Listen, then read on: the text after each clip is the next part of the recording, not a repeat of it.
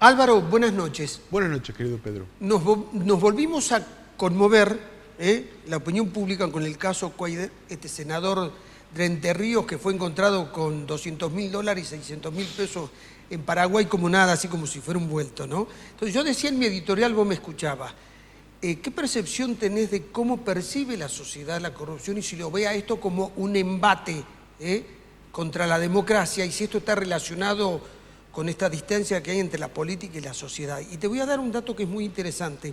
Hay estudios internacionales que afirman que los países católicos son más corruptos que los países protestantes, porque el protestante construye su imagen, su itinerario por la vida, como alguien que tiene que producir y tiene que progresar. En cambio, los católicos somos solidarios, somos de perdonarnos, de ser fieles, entonces perdonan más la corrupción, entonces eso permite que la gente se dé más licencia. En cambio, protestante es como más, pero no sé si serán científicamente comprobables, son interesantes. En la década del 90, cuando se estudió, viste, las organizaciones internacionales de la corrupción, dijeron lo de Latinoamérica y de los países petroleros, porque los países petroleros, aparte de tener gran riqueza, viste que no tienen democracias. Así es. Y en la década del 90, dice, tuvo Collor de Mello, Fujimori, Menem, Salinas de Gortari en Carlito, Salinas de Gortari, sí, tal cual. Mira, Pedro, debe ser que Dios y la patria no demandan como primera cuestión, ¿no? Dios nunca presenta demanda y sin embargo la patria sí las prevé. A partir de la reforma del 94 hay nuevos derechos y garantías. El primero de ellos es el artículo 36, en el cual se establecen dos maneras de atentar contra la democracia. La primera es constituir grupos armados que usurpan cargos y funciones reservados para la Constitución, para las autoridades emanadas del voto popular, y se declara que van a ser merecedores del castigo a los infames traidores de la patria, que prevé el artículo 29, establece que sus actos van a ser completamente nulos, que van a quedar inhabilitados a perpetuidad, dice la Constitución, ¿no?, para ejercer cargos públicos. Y en el penúltimo párrafo dice, voy a tratar de recordarlo de memoria, atentan a sí mismos contra el sistema democrático quienes cometen graves delitos dolosos que conllevan enriquecimiento. Es impresionante, digamos, o sea, no es que, digamos, porque aquí son rápidos para la banalidad del mal, no es que da lo mismo un golpe de Estado que la corrupción, pero la equiparación es respecto de la lesión a la democracia. Dice la Constitución que se lesiona la democracia levantándose en armas básicamente para usurpar cargos públicos, es decir, con golpe de Estado, o sencillamente con funcionarios o representantes del pueblo infieles, ¿no?, que cometen delitos de la corrupción para enriquecerse. Bueno, el tema es que ahí estamos, ¿no? ¿Dónde está la demanda de la patria? ¿Qué significará, Pedro querido, hasta las últimas consecuencias? ¿No? Dios mío, ¿qué significará? Sí. Sobre todo aquí en este país. Primera cuestión. Con lo cual, la segunda cuestión, creo que no hay una percepción en el poder respecto a lo que significa sustancialmente la corrupción. Es decir, yo me acuerdo de el diputado al que en pandemia creía él que había apagado la cámara y entonces, bueno, cometió un hecho muy poco feliz, le dio un beso en un pecho a quien era su pareja. 12 horas después lo echaron. 12 horas después no era más diputado de la Nación. Sigue siendo senador Cuader. Sí. Entonces, sí, besar el busto de una mujer es imperdonable, pero que te pillen con el equivalente a 2.000 jubilaciones mínimas en la frontera y que vos todavía tenés el tupé de decir que esa plata de tu secretaria y no pase nada, realmente indica que la Argentina tiene serios problemas tiene serios problemas, pero tiene serios problemas respecto de su moral pública, ¿no? Esta me parece que también es una cuestión, porque además Cuadra se convierte en el primer caso, un caso para la ciencia, el primer senador de generación espontánea. No es de nadie Cuadra, ¿no? Es decir, no es del kirchnerismo, que tiene una expresidenta condenada por administración fraudulenta del perjuicio del Estado por $1.000 millones, no 200.000, $1.000 millones, y el kirchnerismo clama que lo echen cuando a Cuadra lo han elegido senador, básicamente en la lista de Cristina y Alberto Fernández. Él se fue después del bloque de Unión por la Patria y formó un bloque federal. Y vota con los libertarios. Ahora, los libertarios dicen que no. O sea, con lo cual, en realidad, Cuadra brotó de su banca, ¿no? Una especie de generación, no es de nadie, Cuadra, digamos, realmente es así. Ex nihilo nihil, de la nada sale nada, pero sale Cuadra. El otro problema con respecto a la percepción de la corrupción es que la corrupción derrama.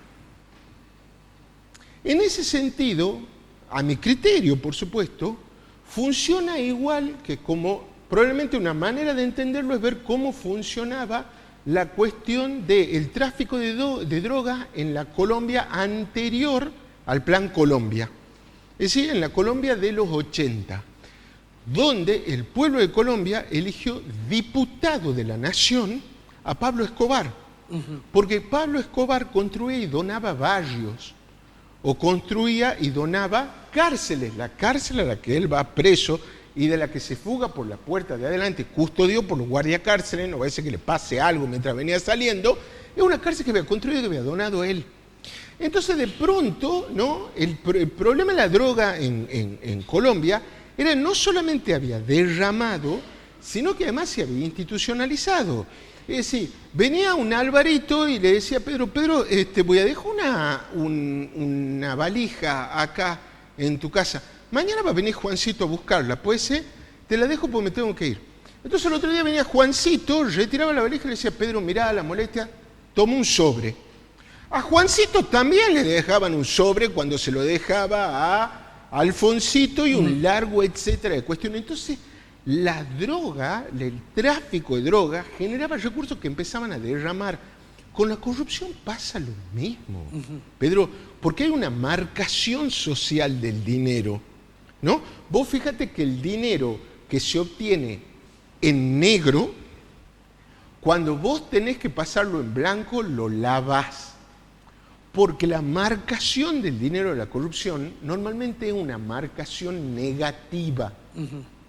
Hubo estudios muy interesantes sobre esa cuestión, por ejemplo, con sobrevivientes de Vietnam, que al dinero que el gobierno de Estados Unidos les pagaba como pensión, solamente lo dedicaban a gastos para salud.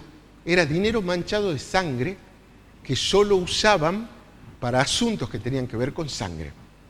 O el caso de las prostitutas de Ámsterdam, que al dinero del fondo de desempleo que reciben por parte del gobierno, lo destinan para la manutención y la educación de sus hijos.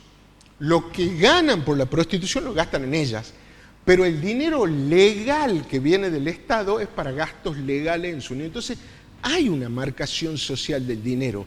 Ese dinero que llega de la corrupción y que socialmente marco como dinero sucio, normalmente no se atesora, se gasta.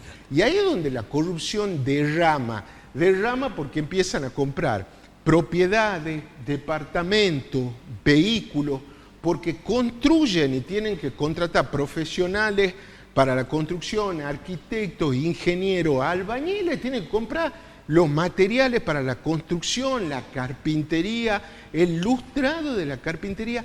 La corrupción derrama, Pedro. Y entonces en ese derrame, bueno, es como que en líneas generales me llegaré a decir que no conozco gente que se pelee, que se distancia de un amigo porque el amigo llegó al gobierno y se ha vuelto corrupto.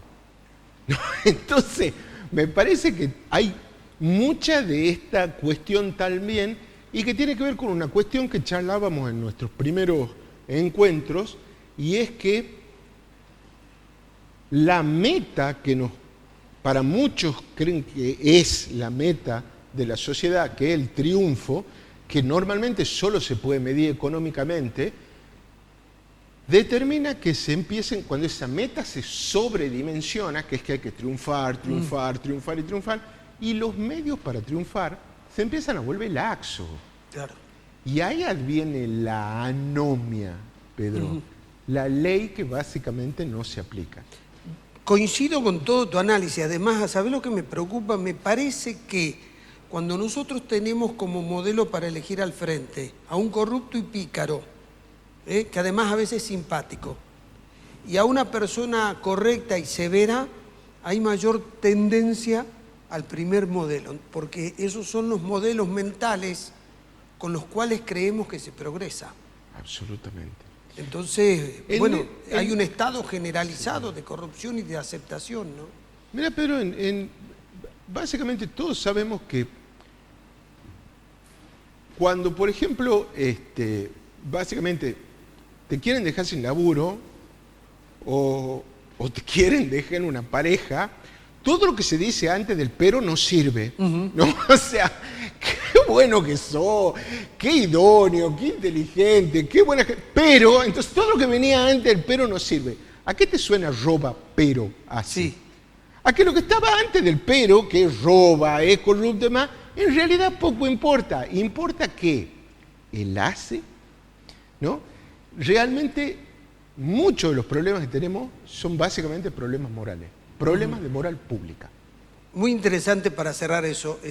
Cuando vos haces un curso de oratoria, te dicen que el pero no tenés que utilizarlo porque es la pared que pones y te desvincula con todo lo que dijiste anteriormente. Gracias, Álvaro. A vos, querido. Nos vemos la próxima semana.